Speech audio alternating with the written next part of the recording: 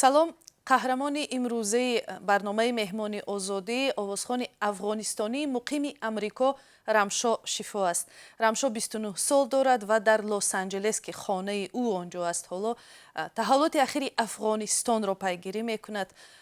به نظر می رسد که خود رمشا شفو تا جای یک نمونه از زندگی بسیار دیگر بانوان و دختران افغان است که جبر زیاد کشیده و راجع به وضعی که حالا در کشورش پیش آمده است پاسخ یکسان ندارد.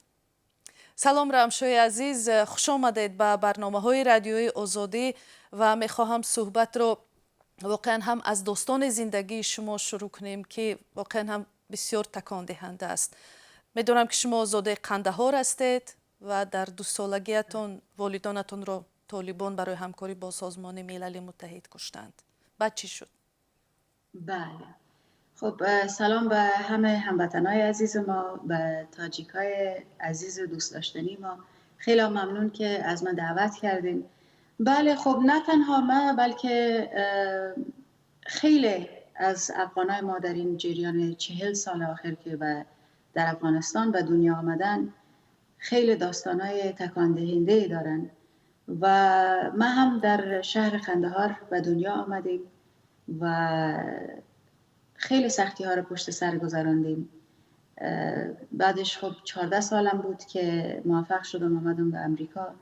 اینجا 2 سال اولش خیلی سخت بود، خیلی مشکلات زیادی رو مواجه شده بودم که دیگه بالاخره آهسته آهسته به سیستم و به زندگی و به شرایط امریکا بلد شدم و بعدش با ارتش نظامی امریکا شروع کردم به کار کردن. اما رمشا جان، تا آنکه به زندگی شما در امریکا پردازیم، میدونم که شما در 12 سالگی شما را به زنی یک قاچاقبر مواد مخدر دادند و 1 سال بعدش صاحب فرزند شدید. بله. چطور شد که مثلا من درک میکنم که زندگی یتیمانه در خانه خویش تبار سخت بود، اما این تصمیم چطور گرفته شد و بعد زندگیتون در اون خانه چطور بود؟ خب این تصمیم کلاً تصمیمایی است که بر اساس رسم و رسومات اشتباه که بعض از افغانای ما متاسفانه حتی امروز هم بهش عقیده دارن، این تصمیمایی است که فقط بزرگا بین خودشان میگیرن و وقت در یک خانواده بیشتر از 6-7 نفر بچه داشته باشن و خودشان مسئولیت‌های بزرگ داشته باشن، خب اکثر وقت پیش میان که اینا بچه‌های خودشان هم به پول و به زمین مبادله میکنن دیگه. چون من خودم مادر پدرم نبود و یک فرد اضافی بودم در این فامیل، البته از یک فامیل به دیگه فامیل سرپرستی من در چندین ساله که اینا قبول کرده بودن به این شکل بود و این تصمیم و شما رو کسی نپرسید؟ شما رو همچون کودک دختر که باید ازدواج کسی هم نپرسید که ازدواج میکنی اویلا برپا؟ متاسفانه در افغانستان ما از دخترای 18-19 ساله 20 ساله نمیپرسیم، چی برسه به کودکای زیر سن 12 ساله 13 ساله.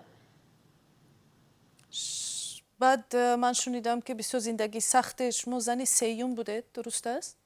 بله، من زن سومشان بودم. 2 تا زن قبل از منم داشتن که البته اونا هم زیر سن بودن وقتی ازدواج کرده بودن. چندین تا فرزند داشتن از هر یکیشون و زندگی مشترک در یک خانه با 2 زن شوهر دیگه بسیار سخت بود، بسیار طاقت فرسا بود. و 1 سال بعدش هم صاحب فرزند شدید. 1 سال بعدش صاحب فرزند شد. تولد فرزند در این سن کودکی برای تو مشکل نبود؟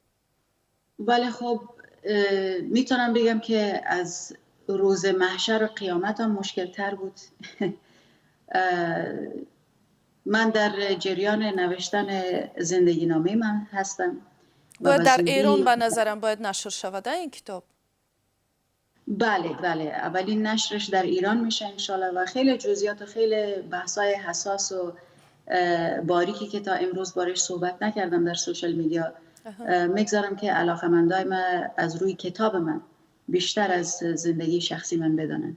یک جزئیاتی که برای من اگر شما آماده باشید که به آن پاسخ بدهید، شما بعد فرار کردید از خانه شوهر و ماجراهای دیگر شروع شد، اما بعد از این با شوهرتون چی شد نمیدونید؟ از اون مثلا موفقیت هایی که حالا دارید آگاه هست؟ چرا؟ خب خیلی سخت است برای یک دختر افغان که حتی این قدم رو برداره در قدم اول. و خب خیلی مشکلات ما مواجه شدیم و وقتی من تانستم موفق شدم که از قندهار بیام به کابل که بقیه کارهای من میخواستم انجام بدم و از طریق همون فامیلی که به من کمک کرده بودن، کسایی که دوستای خیلی نزدیک پدرجانم بودن، از انگلند آمده بودن، از لندن، که وقتی خبر شدن از سرنوشت و این همه اتفاقایی که بر من افتاده بودن، اونا استاد شدن و اونا کمکم کردن و من موفق شدم که حتی حداقل خودم و دخترم برسانم به کابل. و خب ممانعت ها و مشکلات بعدی که همونجا تمام نشد. بله. و همین مشکلات باعث شد که من نتونستم دخترم بیارم امریکا. فقط در این حد شد که تونستن برای من ویزا بگیرن که وقت یک دختر از وضعیت یا از کنار شوهرش، که حالا هر جوری باشه مهم نیست در افغانستان، حتی البته در تحت شرایط و قانون شرعی در افغانستان مهم نیست که شما چی مشکل داشتین، ولی این که شما شوهرتان رو ترک میکنین به هر دلیل باشه، اونا حق دارن که شما رو به قتل برسانن. دیگه خب برگشتن راه نبود و دیگه چاره هم نداشتم و من هرگز نمیخواستم برگردم. بله. نگفتید که با شوهرتون چی شد؟ یعنی آگاه شد از اون که شما بعد در امریکا بودید و مثلا حالا آوازخون هستید؟ از اینکه از آوازخوانی هم یا از بودن در امریکا آگاه هستن یا نیستن من خبر ندارم، چون چندین سال پیش یک اطلاعی به من رسید که گویا اینا در می جریان قاچاق تریاک و در می بزنس های خودشان یک مشکل پیش آمده بود براشان که گویا اینا خودشان به قتل رسیدن توسط بعضی از دوستایشان. نمیدونم که چقدر از این خبر حقیقت داره، صحت داره، ولی تا جای اینا میدانستم وقتی همونجا بودم که خب من کوشش دارم و تلاش میکنم که از افغانستان برم بیرون. بله. خودی همین رو هم خطرناک بود، اما طوری من فهمیدم شما دخترتون برای موقت در دست این اویله گذاشته در کابل و با ویزه تحصیل به فکرم به امریکا رفته، درست است؟ بله بله، من دخترم با همین فامیلایی که من کمک کرده بودن که خیلی برای من عزیز هستن، مثل فامیل خودم میمونن، که یک فداکاری خیلی بزرگی در حق من انجام دادن و 100% بهشان اعتماد داشتم. و خوب چون شرایط خیلی سخت پیش آمد که باید انتخاب میکردم و برای من یگانه راه زندگی کردن همین بود که خودم باید بیرون میشدم و اینا سرپرستی دخترم و حمایت کردن از دخترم تا میتونستن. و ما همین فکر میکردیم که خب زیاد چه، شاید 6 ماه یا 7 ماه از دخترم دور باشم، ولی خب سرنوشت یک چیز دیگره برام تعیین کرده بود و این 6-7 ماه به 6 سال مبدل شد. یک سوالی که در ذهن من هست، در تمام همین ماجرا به هر حال شما یک دختر یتیم، به سرپناه، تنها، مهاجر، نمیدونم زبان انگلیسی اون وقت میدونستید یا نه، در امریکا چطور راحتون پیدا کردید؟ اینقدر ضربه های سخت، اینقدر چالش های زیاد، مثلا از جهت پولی برای شما کی کمک کرد؟ ببینین وقت شما به امریکا میایین و زیر سن باشین، خب بالاخره امریکا از خود قانون داره، شما باید همون قانون مراعات بکنین. در قدم اول باید زبان یاد بگیرین، باید برین مدرسه و این چیزایی است که ما نمیتونیم ازش چشم پوشی بکنیم یا برای خود ما تصمیم بگیریم. برای من همچون شرایط پیش آمده بود وقت تازه به امریکا آمدم. خب مدرسه رفتم، 2 سال من روی زبان کار کردم و درسای ابتدایی خواندم، بعدش کالج رفتم و خب خیلی با افتخار میتونم بگم که خیلی با شرف زندگی کردم. حتی در اوایل چون نه زبان بلد بودم نه سیستم بلد بودم، ولی چون شرایط زندگی خب یه جوری پیش اومده بود خیلی سخت بود و اتاقی که من از یکی از فامیلای افغان اجاره گرفته بودم اینا بر من راهنمایی کردن که خب چون شما زیر سن هستین و اجازه کار هم ندارین، اینجا در امریکا رستورانای افغانی، رستورانای مکزیکی بچهای زیر سن میپذیرن که در آشپزخانه ظرف بشورن و زمینا رو پاک بکنن. غیر قانونی یعنی؟ بله غیر قانونی، تا روز غیر قانونی است که کس راپور شما را نده. و من هم خب از طریق همین فامیلی که یک اتاق بر من لطف کرده بودن و اجاره داده بودن کمک کردن که در یکی از این رستورانای افغان در ویرجینیا مرا سر کار مقرر بکنن و ما در آشپزخانه نزدیک 2 سال ظرف شستیم، زمینا رو پاک کردیم تا تانستم که اجاره یک اتاق بپردازم و بر علاوه اجاره پول بیشتر برای این فامیل بپردازم که اینا وعده های داده بودن که دخترم اسپانسر میکنن، از افغانستان میارنش بیرون، حتی در کارهای تمدید ویزا و کارهای امیگریشن ما هم با ما کمک میکنن. ولی خب متاسفانه 2 سال بعد که من خودم زبان بلد شدم و سیستم بلد شدم، تحقیق کردم و فهمیدم که اینا 2 سال من سر کار گذاشته بودن و هیچ اقدام برای ویزای دخترم و برای کارایم نکرده بودن. خیلی شرایط بد و خیلی قلبم شکست و همین باعث شد که یگانه راهی که پیش روی مانده بود همین جاین کردن و کار کردن با ارتش نظامی امریکا بود که البته اون وقت در کالج بودم. و چند ساله بودید اون وقت؟ اون وقت دیگه تقریبا 16 سالم بود و اون وقتم به طور والنتیر در شروع با ارتش نظامی امریکا شروع کردم به می ترجمانی و کمک کردن و آگاهی کالچرال که بعداً وقت به سن رسیدم که اینا میتونستن مرا بفرستن جنگ.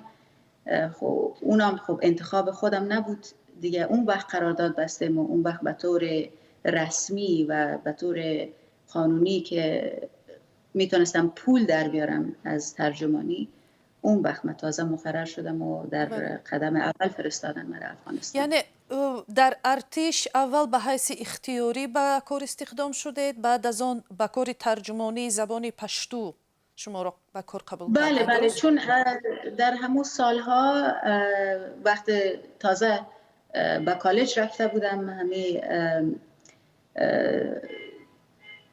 نوردرن ویرجینیا کالج دیگه، دوستای خود ما در همین کالج باره همین ریکروتینگ و کسایی که با تلفن‌های همینجور چی میگن طلبانه زنگ می آمد که اگه شما میخواین به ارتش نظامی کمک بکنین ما این امتیازات براتون میدیم، نمیدونم اینجوری قرارداد میبندیم. همین بچهای زیر سن خیلی جلب میکردن و همین خبر در همین کالج ما پیچید و اکثر از دوستای ما وقت براشان تعریف کردم که خب این فامیل افغان 2 سال مرا عقب انداختن از دیدن و آوردن دخترم.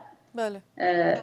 دیگه اینا راهنمایی کردن که خب چون خودت از افغانستان هستی، زبان پشتو بلد هستی، زبان مادریت پشتو است، ارتش نظامی امریکا به همچو کسای نیاز داره، شما میتونین که شروع کنین والنتیر کار بکنین. اگه اینا از کار شما خوششان آمد بعداً وقت 1 سال 2 سال بعد میتونین خیلی قراردادهای خوبه ببندی. دیگه من هم همین کار شروع کردم و همینجور مسیر دیگه ادامه داد. و تا سندای خودتان شما اون وقت گرین کارت داشتید یا چی؟ چون که من شنیدم که با همین هم مشکل بود برایتون، یعنی سندای خودتون هم مشکل داشت. بله سندای من خیلی مشکل داشت، چون براتون همینجور که تعریف کردم من 2 سال دیگه منتظر همین فامیل بودم. ولی خب بعدن که شروع کردم به کار والنتیر و رفتم کالج، از طریق کالج ویزا تونستم تمدید کنم و از طریق کار کردن والنتیر و کالچرال چی میگن آموزش‌های کالچرال و زبانی که برای ارتش نظامی امریکا شروع کردم، اینا خیلی کمک کردن که برای گرین کارت هم اقدام کردن که گرین کارت هم تقریباً 2 سال در بر گرفت تقریبا. رمشا جان، بالاخره شما را به افغانستان فرستادن و یک انگیزه بزرگی که شما را به این راه پرتافت، این اندیشه آوردن دخترتان بود. شما به افغانستان رفتید. یک سوالی که در ذهن من، شما اونجا 3 سال بوده در افغانستان، درست؟ به حیث ترجمان به کار قبول کرده بود. من 3 سال مکمل خب نه، ولی یک کم بیشتر از 2 سال بودم اونجا. بله، اما هیچ وقت با دخترتان هم ملاقات کردن نتوانستید به خاطر مقرراتی که بود، چون پایگاه ترک کردن نمیتوانستید. و در همین جا شما گفتید که سختی کشیدید وقتی در ارتش بودید، یعنی مقررات سخت‌تر بود، یا اینکه مثلا از نظر اینکه در مقابل شما سلاح به دستای هستند که شما آنها را از جهت زبانی و مثلا هموطنای سابق شما بودند، از چی نظر برای شما مشکل بود؟ خود شرایط جنگ بسیار مشکل است، بسیار سخت است و وقتی که شما خودتان انتخاب نکرده باشین، من یگانه دلیلی که پافشاری نکردم وقتی اینا با من قرارداد بستن و سریع مرا فرستادن به جنگ. بله. خب من انتظار همچو تصمیم نداشتم، ولی یگانه دلیلی که پافشاری نکردم همین آوردن دخترم بود و نجات دادن دخترم بود از افغانستان. و پیش خودم تصمیم گرفتم که حتی اگر به کار کردن با اینا و برگشتن به جنگام شده، شاید از این طریق، شاید از این راه من بتونم که دخترم بیارم از افغانستان بیرون. و خب چرا شرایط جنگ بسیار سخت است. وقتی شما نزدیکترین دوستتان میبینین که جلوی چشمتان روی مین پا میگذاره و تیکه و پارا پرخچه میشه، خب این یک چیزی است که از ذهن آدم نمیتونین دیگه هرگز فراموش بکنه. تا زنده هستین این صحنه ها شما را یعنی به هانت میکنه. بله. رمشا جان، یک سوال باور دارم که آنهایی که شما رو این صحبتاتون رو تماشا میکنند حتما که در ذهنشون میخوان جوابش بشنوند. این است که آیا شما هم بار از سلاح کار بردید؟ این خیلی بحث حساس و حاشیه ساز هست. این من میگذارم به می زندگی نامه ما که به شکل کتاب انشالله به زودی نشر میشه. مطمئن هستم که دوستای ما به این صفحه میرسن. و دوست دارم که قضاوتشان بدانن. بله، خیلی خوب. سوال دیگر بود چونین اندیشه در سر شما در همون سالهایی که در افغانستان بودید و یک نظامی بودید که مثلا شما برای کشتار والدانتان قصاص میگیرید؟ من قطعا این فکر بر سرم نداشتم، چون آمادگی نداشتم، چون انتخاب خودم نبود. وقتی ارتش نظامی امریکا با من قرارداد بست، دیگه تمام اختیاری که چی کس را کجا میفرستن و دست خودشان است. ما نمیتونیم انتخاب بکنیم. اینا خیلی راحت میتونستن مرا قطر بفرستن، ژاپن بفرستن، جرمنی بفرستن.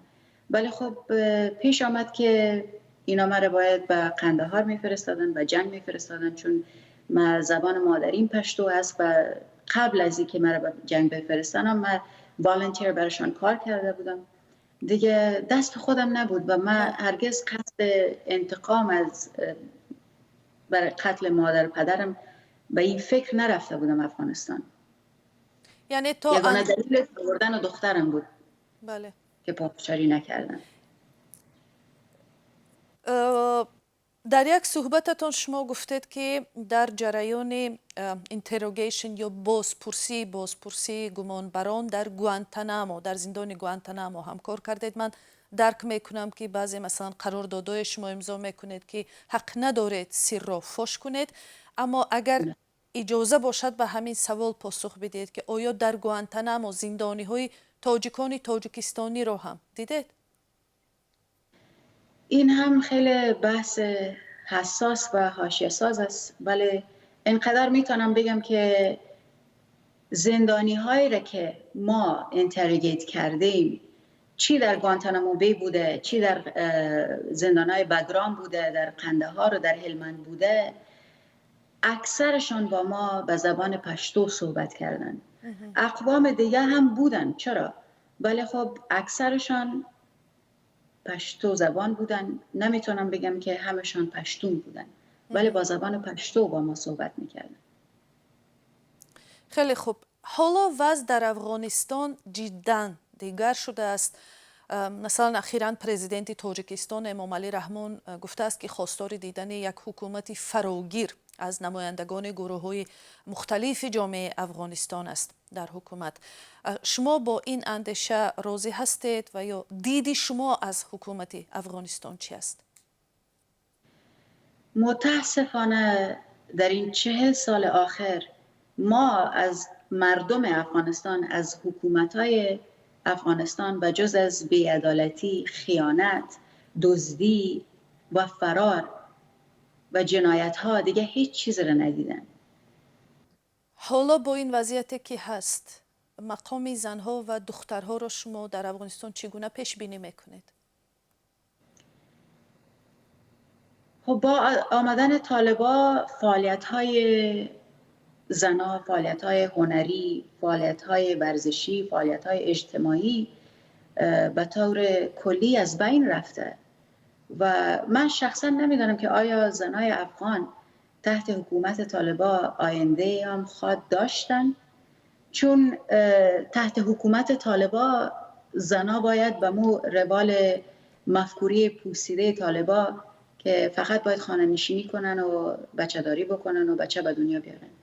من واقعا آرزوی سلامتی و آرزوی یک آینده بهتر برای زنای افغانستان تحت حکومت طالبان میکنم، ولی خیلی سخت است، پیشبینیش خیلی سخت است. گذاریم باز به خود شما از سال 2015 به هنری آوازخوانی پرداختید. مبارک میگوییم به شما و همکنون ترانه های شما را نه تنها به زبان پشتو و اردو، به زبان فارسی هم میشنویم. ما هم کمی اکنون ما هم ترانه های شما را میفهمیم، چون شما خودتان هم مؤلفی ترانه هایتان هستید. وقتی به نظر میرسد که آوازخوانی هم برای شما گاهی، چنین من احساس میکردم از صحبتاتون که برای شما همین آوازخوانی هم در ایالات متحده امریکا مثل یک چالش است. چرا؟ بله. ببینین متاسفانه در افغانستان این 40 سال جنگ و فساد اداری، بی‌عدالتی و جنایت ها به اوج رسیده بود، بالخصوص در این اواخر، و به همین شکل هنر موسیقی افغانستان مبدل به یک مافیای هنری شده بود. ما استیج هنری افغانستان شاهد آوارگی و شاهد شکست خیلی از هنرمندای تازه کار بوده که بعضی‌هایشان بالاخره از تهدیدهای خیلی زیاد به کشورهای همسایه پناه آوردن، به کشور تاجیکستان پناه آوردن و این استیج هنری ما باعث قتل یک زن حامله هم شده که در این اواخر ما خیلی درگیری همین صحبت‌ها و همین حاشیه‌ها را در سوشال میدیا داشتیم و خیلی جالب است که می‌بینم امروز تعجب می‌کنم که به چی راحتی همان سرکرده‌های مافیای هنری افغانستان در شبکه‌های جهانی میشینن و داد از حمایت و حقوق زنان میزنن. ما هم شکار حملات مافیای هنری افغانستان شدیم، ولی خوشبختانه چون در افغانستان نبودیم اینا راحت نمیتونستن مرا به قتل برسانن یا مجبورم بکنن که آواره شوم و وطن رو ترک کنم. ولی خب حملات اینا در حد روی زندگی هنری من اثر داشته که ویدیوهایی که میلیونی ویو داشت در یوتیوب، در چنل های یوتیوب، اونا رو دیلیت کردن، قراردادهای هنری مرا کنسل کردن و برنامه های مرا کنسل کردن و دیگه خب خیلی خواستن که رویم فشار بیارن تا من از موسیقی و از هنر دست بردارم. حتی مسائل زندگی شخصی ما و عکسای شخصی ما به روی سوشال میدیا اینا کشاندن که گویا من دست برمیدارم و شکست میخورم. خب من برایم ادامه دادم و میدونستم که بار کج به منزل نمیرسه. رمشو جان، این نیرو رو از کجا شما میگیرید؟ اینقدر سختی ها رو پشتی سر کرده در سری من جای نمیشود. من یگانه دلیلی که بعض از دوستای ما میگن که خب شما چطور شد که نشکستیم. بله. ولی باور بکنین که من هزارها بار شکستم، هزارها بار زمین خوردم، ولی همین امیدم بود، مقصدم بوده و آینده دخترم بوده که همیشه مرا وادار کرده که دوباره بلند شوم و به مسیرم ادامه بدم. ما هرگز امیدم از دست ندادیم. همیشه میدانم، همیشه دانستیم که خب این زخما پر میشه، این روزا تمام میشه، ولی اون هدف، اون مقصدی که دارم، من باید تا زنده هستم، تا نفس دارم، خودم به اون مقصد باید برسم. سحر چطور است دخترتان؟ خوب است، خدا را شکر. در هم درس نزدتان می‌خواند. است؟ ولی و بله. برایش چی آینده آرزو میکنید؟ آینده دخترتون رو چطور میبینید؟ سحر جان خب از سال 2012 به این سو با ما زندگی میکنه و فعلا سخت مصروف درسایش است. و این که 16 سالش است، ولی خب هم درس میکنه هم کار میکنه و من خیلی آینده بزرگی و خیلی آینده موفقی برای سحر جان میبینم. یک سوال دارم. عکستون با صدرالدین نجمیدین دیدم و فکر کردم که شاید با هنرمندان تاجیک هم کدام، چون با اندی هم الکی یک ترانه خودتونه همراه اجرا کردید، نصفش پشتو بود متنش، نصفش فارسی و اجرای خیلی خوب بود. با هنرمندان تاجیک هم همکاری برپا کرده اید یا میکنید یا شاید کدام نقشه برای سفری هنری به تاجیکستان کشیده اید الکی؟ من حقیقتش خودم خیلی خوشبخت احساس میکنم که در خیلی وقت کم با هنرپیشه های خیلی معروف کشورهای همسایه ما همکاری هنری داشتیم. از جمله که امیال ذکر کردین آقای اندی، با آقای صدرالدین یک تور اروپا داشتیم که خیلی موفق بود. با خانم شبنم جان ثریا یک کنسرت در داخل تاجیکستان داشتیم. خیلی دوستشان دارم، خیلی علاقمند بزرگ هنر و صدایشان هستم و چرا در آینده هم خیلی دوست دارم که همکاری‌های بیشتری داشته باشیم. یعنی شما لکه در تاجیکستان بودید با سفری هنری؟ بله بله، ما در سال 2016 که البته تازه به هنر رو آورده بودم، با خانم شبنم ثریا یک برنامه نوروز داشتیم. خوب. بله. پس ما بخبر ماندیم. خیلی خوب است. دنیا با امید است رمشوی عزیز. انشالله. دنیا با امید است. به شما موفقیت های زیاد آرزو میکنیم و فکر میکنم تمنای اساسی ما این میشود که همیشه در پناه خدا باشید، شما، دخترتان و تمام عزیزانتان. هم صحبت ما رمشا شفا آوازخوان افغانستانی مقیم امریکا بودند. تشکر. زنده باشین. خیلی ممنون، خیلی خوشحال شدم.